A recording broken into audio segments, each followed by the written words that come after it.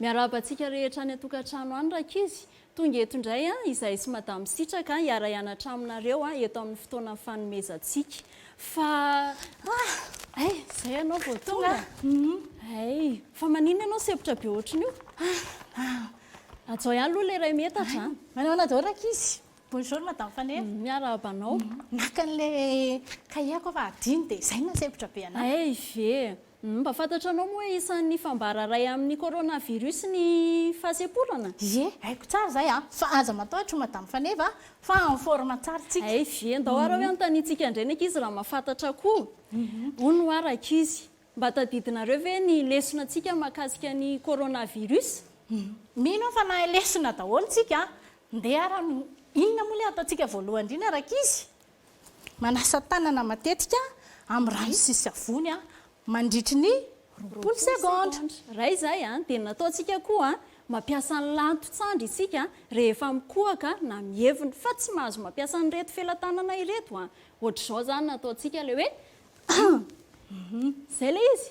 Dia izay mahakasika ny fampatsiahivana iny fa hiditra amin'ny tena lesona amin'izay aritsika anio dia mahakasika ny fimomina. Dia lohatenintsika androandray dia io misoratra io amin'ny solaitra be io hoe ny fikajiana ny tontolo iainana. Voalohany ary andeha ho faritantsika ny antsoina hoe tontolo iainana. Inona moa madame Faneva ny antsoina hoe tontolo iainana izany? Mieritreritra kely aloha ny ankizy any atokantrano any. Inona natao hoe tontolo iainana rakizy?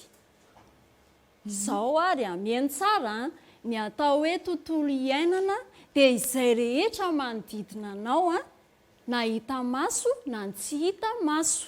Miaraka mamerina amiko antsika e. Inona ny atao hoe tontolo iainana? Ny antsoina hoe tontolo iainana dia izay rehetra hita manodidina ny tena na ny hita maso na ny tsy hita maso. Voaray ve izay rakizy? Afaka manome ohatra indray ary ve anareo manomeza ohatra hoe any atokantrano any? Aty ary ny maso e. Hitantsika amin'izao misy sary eto amin'ny solaitra be. Inona avy ny hitanareo rakizy? Marina ve ilay ohatra natao tany an-trano? Ndeha ary omentsika e. Ny ao anatin'ny tontolo iainana dia misy ny tany. Ny tany. Aiza eto amin'ny sary izao no misy ny tany. Dia apetrako eto izy ny tany. Misy koa ny trano. Mahita trano indray isika eto amin'ny sary ireo misy trano maro be ireo dia apetrako eto ambany eto an-trano izy. Dia isika koa aza adiny fa ao anatin'ilay tontolo iainantsika rakizy ny olombelona. Ny olona ohatra antsika ireo misy olona ireo. Dia misy koa ny biby ireny koa dia anisany ao mandrafitra ny tontolo iainana rakizy. Ataontsika eto indray izy. Dia mbola misy ihany koa. Inona mbola tsy voatenintsika ao ary? Ny zava-maniry. Ireo ny zava-maniry. Ireo ka singa mandrafitra ny tontolo iainana. Dia tsy ireo ihany fa ohatra hita maso ireo fa misy ihany koa tsy hita maso toy ny inona ireo? Ny inona ary madame sitraka? Ny rivotra tsy hitantsika maso izany rakizy.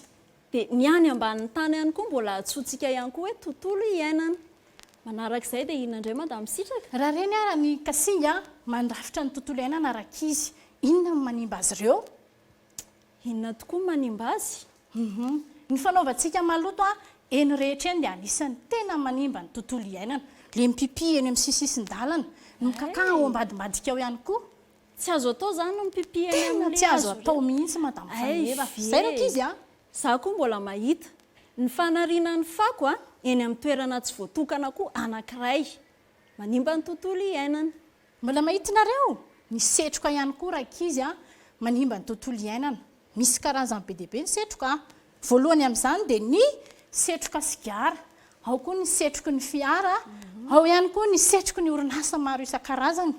Dia ny fanaovana tavy sy ny doro-tanety koa. Izay dia raha izay ary ny manimba. Atao ahoana indray ary raha hikajy ny tontolo iainana isika e. Ahoana moa izany mikajy tontolo iainana izany madame Faneva? Izany tsy hain'ny madame sitraka olona izy rakizy ny atao hoe mikajy ny tontolo iainana nefa dia miaro sy mikolokolo ny tontolo iainana.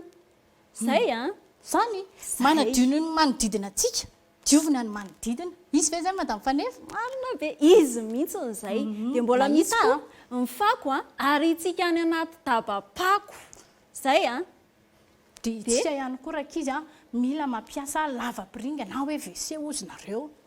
Dia rehefa manapaka ny hazo tsy tokony tapatapahantsika fahatandy fa ampirisiana aritsika anao famboleka-hazo dia rarana koa ny doro tanety ary tsy azo atao zamitavy izany rakizy. Dia zava-dehibe dia tokony tompona andraikitra isika eo amin'izay tontolo iainana misy atsika tsirairay avy. Fa zao raka jijika ireo tontolo iainana ireo dia maro ny tombotsoa azontsika. Voalohany amin'izany ary dia iza mahay ny fahasalamana rakizy. Ao anatin'izany fahasalamana izany tsisy ny aretina, tsisy ihany koa ny valanaretina toy nyity coronavirus misy eto amintsika ity. Tombotsoa iray izay tenen'ny madamo sitraka izay fa ny tombotsoa faharoa koa dia ito hoe ny fahafinaretana. Manana filaminana isika, sambatra be tsika eo anatrehan'ny trano sy ny tanàna misy atsika ihany koa. Fahatelo dia ny filaminana. Ao anatin'izany filaminana izany rakizy tsisy ny tabataba, tsisy ny korotana fa miaina anatin'ny tontolo iainana mahafinaritra tsika. Sa tsy izany madam Fanefa? Tena izany mihitsy n'izay rakizy dia iny tombotsoa iny no amaranantsika ny lesona mahakasika ny fikajiana ny tontolo iainana. Dia mino sy manantena fa ampiatra an'ilay fikajiana ny tontolo iainana daholo sika rehetra ny tokantrano any mandra-piona amin'ny manaraka indray.